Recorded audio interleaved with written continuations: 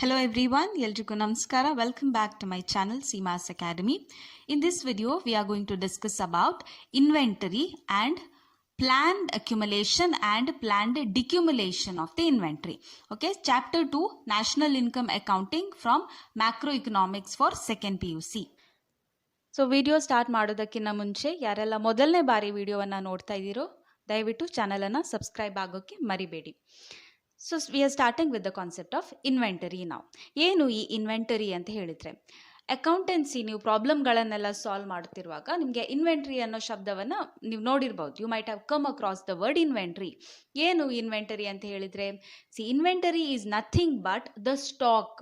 ಈ ಸ್ಟಾಕ್ ಯಾವುದರದ್ದಾಗಿರ್ಬೋದು. There can be 3 kinds of stock I have written here. It can be stock of raw materials. Raw materials ಅಂತ ಹೇಳಿದ್ರೆ ಕಚ್ಚಾ ವಸ್ತುಗಳು, ನಾವು ಉತ್ಪಾದನೆಗೆ ಬಳಸುವಂತಹ ಕಚ್ಚಾ ವಸ್ತುಗಳು ಏನಿವೆ ಅವುಗಳನ್ನು ನಾವು ರಾ ಮೆಟೀರಿಯಲ್ಸ್ ಅಂತ ಕರಿತೇವೆ. ನಾವು ಎಷ್ಟು ರಾ ಮೆಟೀರಿಯಲ್ಸ್ಗಳನ್ನು ನಮ್ಮ ಫ್ಯಾಕ್ಟ್ರಿಗೆ ತಂದಿರ್ತೇವೋ ಅಷ್ಟು ಎಲ್ಲ ಮೆಟೀರಿಯಲ್ಗಳನ್ನು ನಾವು ಉತ್ಪಾದನೆಗೆ ಬಳಸ್ತೇವೆ ಅಂತ ಹೇಳಲಿಕ್ಕಾಗೋದಿಲ್ಲ ಅಲ್ವಾ. ಸ್ವಲ್ಪ ರಾ ಮೆಟೀರಿಯಲ್ಸ್ಗಳು ಉಳಿದಿರಬಹುದು. There might be some raw materials which are unused. Such stock of raw materials are also coming under inventory. Second one, stock of semi finished goods. ಈಗ ಸೆಮಿ ಫಿನಿಶ್ಡ್ ಗೂಡ್ಸ್ ಅಂತ ಹೇಳಿದ್ರೆ ಕಚ್ಚಾ ವಸ್ತುವಿನಿಂದ ಅದನ್ನು ನಾವು ಕನ್ವರ್ಟ್ ಮಾಡಿದ್ದೇವೆ. It is been converted from raw materials to semi finished good. Okay, ಆದರೆ ಅದು ಫಿನಿಶ್ಡ್ ಗೂಡ್, ಕಂಪ್ಲೀಟ್ ಆಗಿ ಫೈನಲ್ ಗೂಡ್ ಆಗಲಿಲ್ಲ ಅದು ಇನ್ನೂ ಕೂಡ. So it is in process, work in progress ಅಂತ ನೀವು ನೋಡಿರ್ಬೋದು ಅಕೌಂಟೆನ್ಸಿಯಲ್ಲಿ. ಸೊ ಅಂಥ ಗೂಡ್ಸ್ಗಳ ಸ್ಟಾಕನ್ನು ಕೂಡ ನಾವು ಇನ್ವೆಂಟ್ರಿಯಲ್ಲಿ ಕನ್ಸಿಡರ್ ಮಾಡ್ತೇವೆ. ಇನ್ನೊಂದು stock of finished goods. So ಎಷ್ಟು ಗೂಡ್ಸ್ಗಳನ್ನು ಅಥವಾ ಸರಕುಗಳನ್ನು ನಾವು ಉತ್ಪಾದನೆ ಮಾಡ್ತೇವೋ ಆ ಎಲ್ಲ ಸರಕುಗಳು ಅದೇ ವರ್ಷ ಸೇಲ್ ಆಗಿ ಹೋಗ್ತವೆ, ಮಾರಾಟವಾಗ್ತವೆ ಅಂತ ಹೇಳಲಿಕ್ಕೆ ಸಾಧ್ಯ ಆಗೋದಿಲ್ಲ.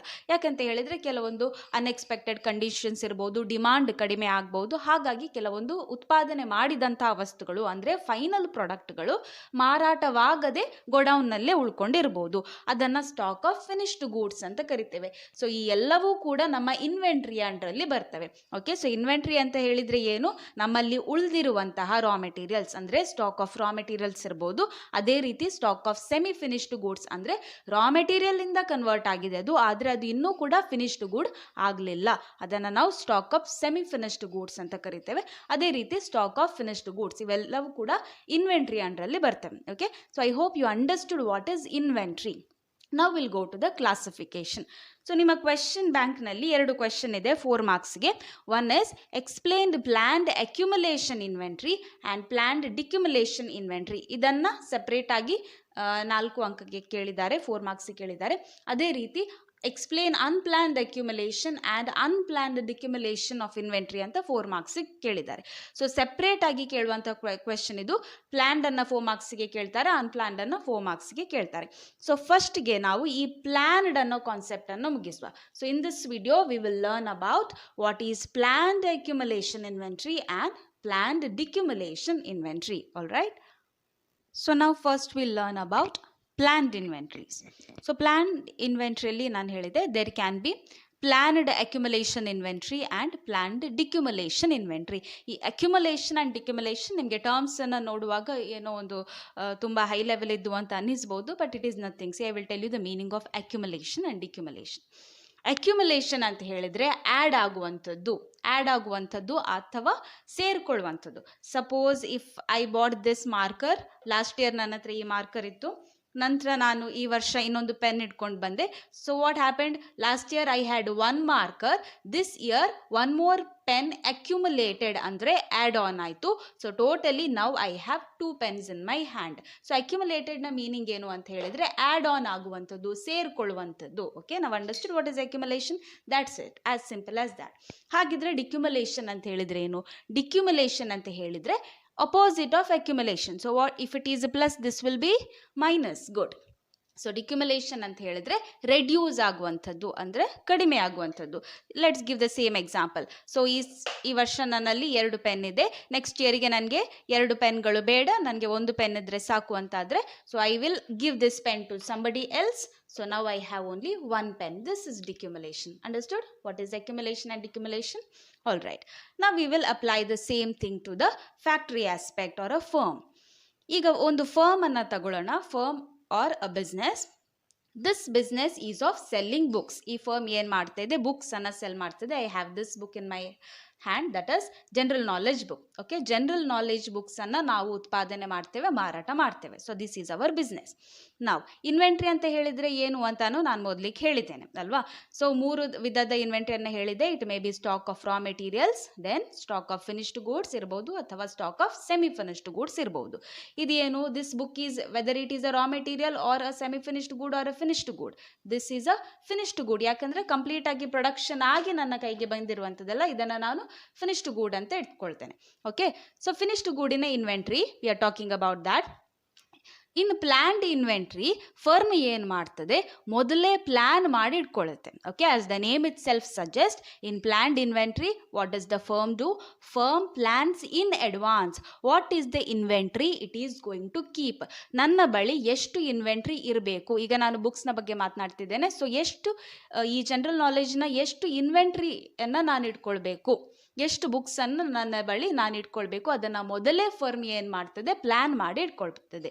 So let me assume that closing inventory ನನ್ನಲ್ಲಿ ಎಷ್ಟಿರಬೇಕು, 200 ಬುಕ್ಸ್ ನನ್ನಲ್ಲಿ ಉಳಿಬೇಕು. That should be my inventory. Closing ಅಂತ ಹೇಳಿದರೆ ಈ ವರ್ಷ ಎಲ್ಲ ಮಾರಾಟ ಮಾಡಿದ ನಂತರನೂ ನನ್ನ ಹತ್ರ ಎಷ್ಟು ಬುಕ್ಸ್ ಉಳಿಬೇಕು, 200 ಬುಕ್ಸ್ಗಳು ಉಳಿಬೇಕು. ಯಾವುದ್ರದ್ದು? ಜನರಲ್ ನಾಲೆಜ್ ಬುಕ್ಕಿನದು. ಆಯಿತಾ. ನಾವು ಓಪನಿಂಗ್ ಇನ್ವೆಂಟ್ರಿ ಅಂದರೆ ಹೋದ ವರ್ಷ ಮಾರಾಟವಾದ ಬುಕ್ಸ್ಗಳಿಂದ ಉಳ್ಕೊಂಡವು ಎಷ್ಟು, 100 ಬುಕ್ಸ್ ನನ್ನಲ್ಲಿ ಆಲ್ರೆಡಿ ಇದೆ. This is from the last year carried forward. Okay, last year inventory ಎಷ್ಟಿತ್ತು, 100 ಆಲ್ರೆಡಿ ಇತ್ತು. ನಾವು I know that as a businessman ನನ್ನ ಬುಕ್ಸ್ ಪ್ರತಿ ವರ್ಷ 1000 ಸೇಲ್ಸ್ ಡೆಫಿನೆಟ್ಲಿ ಆಗುತ್ತೆ. ಸೊ ನನಗೆ ಗೊತ್ತಿದೆ 1000 ಸೇಲ್ಸ್ ಅಂತೂ ಖಂಡಿತ ಆಗುತ್ತೆ. ಆಯಿತಾ. ಸೊ ಹಾಗಿದ್ರೆ ನಾನು ಎಷ್ಟು ಉತ್ಪಾದನೆ ಮಾಡಬೇಕು, 1000 ಅಂತೂ ಡೆಫಿನೆಟ್ಲಿ ನಾನು ಉತ್ಪಾದನೆ ಮಾಡಲೇಬೇಕು. ಯಾಕಂತ ಹೇಳಿದ್ರೆ ಇಷ್ಟು ಸೇಲ್ ಆಗುತ್ತೆ ಅಂತ ನನಗೆ ಗೊತ್ತಿದೆ. ಹೌದಾ.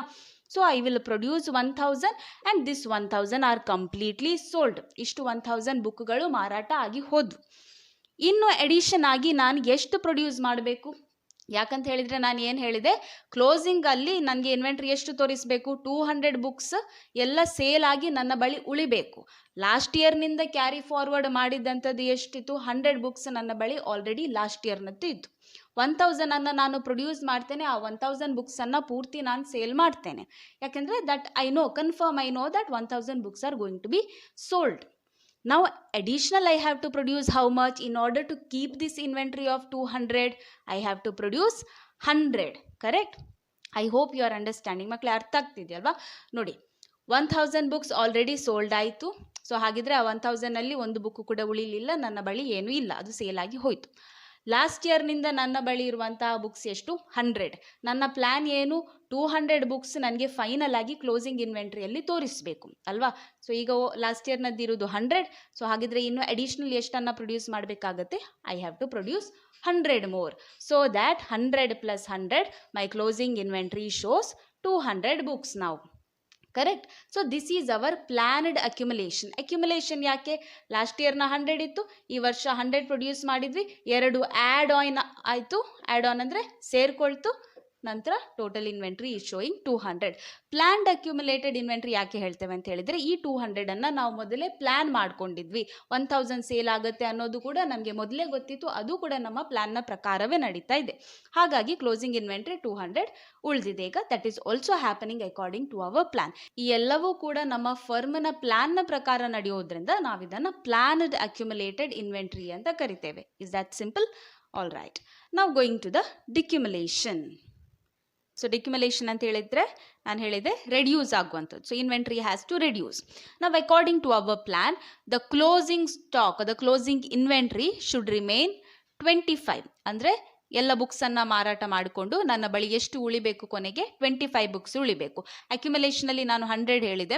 ಯಾಕೆಂತ ಹೇಳಿದರೆ ಅಕ್ಯುಮುಲೇಷನ್ ಅಂದರೆ ಆ್ಯಡ್ ಆನ್ ಆಗಬೇಕಲ್ವ. ಸೊ ಹಾಗಾಗಿ ಹೆಚ್ಚು ನಂಬರನ್ನು ಇಟ್ಕೊಂಡಿದ್ದೆ. ಡಿಕ್ಯುಮುಲೇಷನ್ ಅಂತ ಹೇಳಿದರೆ ಕಡಿಮೆ ಆಗಬೇಕು, ಇನ್ವೆಂಟ್ರಿಯನ್ನು ನಾವು ರೆಡ್ಯೂಸ್ ಮಾಡುವಂಥದ್ದು. ಹೆಚ್ಚು ನನ್ನ ಬಳಿ ಸ್ಟಾಕ್ ಬೇಡ, ಫರ್ಮಿಗೆ ರೆಡ್ಯೂಸ್ ಮಾಡಬೇಕು ಅಂತಿದ್ರೆ ಅದು ಡಿಕ್ಯುಮುಲೇಷನನ್ನು ಯೂಸ್ ಮಾಡುತ್ತೆ. ಅಂದರೆ ಇನ್ವೆಂಟ್ರಿಯನ್ನು ರೆಡ್ಯೂಸ್ ಮಾಡುವಂಥದ್ದು. ಸೊ ನಮ್ಮ ಪ್ಲ್ಯಾನ್ನ ಪ್ರಕಾರ ಕ್ಲೋಸಿಂಗ್ ಇನ್ವೆಂಟ್ರಿಯಲ್ಲಿ ಎಷ್ಟು ಬುಕ್ಸ್ ಉಳಿಬೇಕು, 25 ಬುಕ್ಸ್ ಉಳಿಬೇಕು. ಓಪನಿಂಗ್ ಇನ್ವೆಂಟ್ರಿ ಎಷ್ಟಿದೆ ಅಂದರೆ ಲಾಸ್ಟ್ ಇಯರ್ನದ್ದು ಮಾರಾಟವಾಗದೇ ಇರುವಂಥದ್ದು ಬುಕ್ಸ್ಗಳು ನನ್ನ ಬಳಿ 100 ಬುಕ್ಸ್ ಇವೆ. All right. Sales I know that it is going to be 1000 ಬುಕ್ಸ್ಗಳು ಡೆಫಿನೆಟ್ಲಿ ಸೇಲ್ ಆಗ್ತವೆ. So I know that 1000 is going to be my sales. Last ಇಯರ್ನಿಂದ 100 ಬುಕ್ಸ್ ನನ್ನ ಬಳಿ ಇವೆ. ನನ್ನಲ್ಲಿ ಉಳಿಬೇಕಾಗಿರುವಂಥ ಬುಕ್ಸ್ 25 ಮಾತ್ರ ಉಳಿಬೇಕು.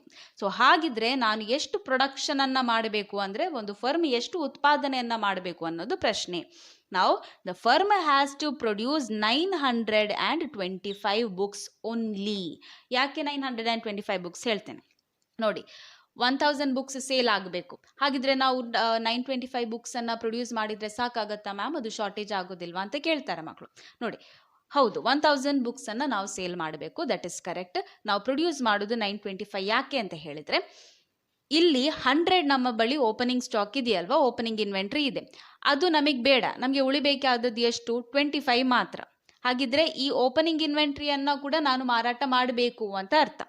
ಹಾಗಿದ್ರೆ ಟೋಟಲ್ ಆಗಿ 1000 ಸೇಲ್ ಆಗಬೇಕು, 1000 ಬುಕ್ಸ್ ಸೇಲ್ ಆಗಬೇಕು ಅಂತ ಹೇಳಿದ್ರೆ 925 ನಾನು ಈಗ ಪ್ರಸ್ತುತ ವರ್ಷದಲ್ಲಿ ಪ್ರೊಡ್ಯೂಸ್ ಮಾಡಬೇಕು.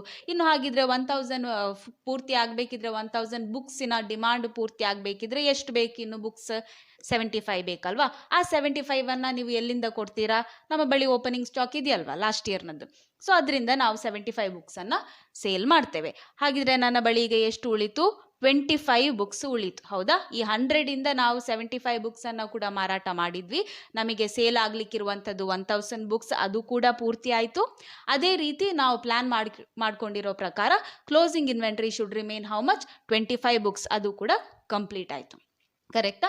So this is our planned decumulation inventory. ಅಂದರೆ ಇನ್ವೆಂಟ್ರಿಯನ್ನು ನಾವು ರೆಡ್ಯೂಸ್ ಮಾಡ್ಕೊಂಡಿದ್ದೇವೆ. I hope this is also understood. If you have any doubts, any queries, any questions, or if the concept is not understood, you are free to write it in the comment section. All right. So that was it for today's video. Planned accumulation and decumulation inventory. Next video dalli unplanned inventory ಬಗ್ಗೆ ಹಾಕ್ತೇನೆ. Okay. Thank you so much for watching, and if you are liking the video, if you are liking the content, and if it is useful for your studies, please do subscribe to my channel Seema's Academy, and also do share it with your friends. Thank you. See you in the next video. Till then, take care. Bye. Namaste.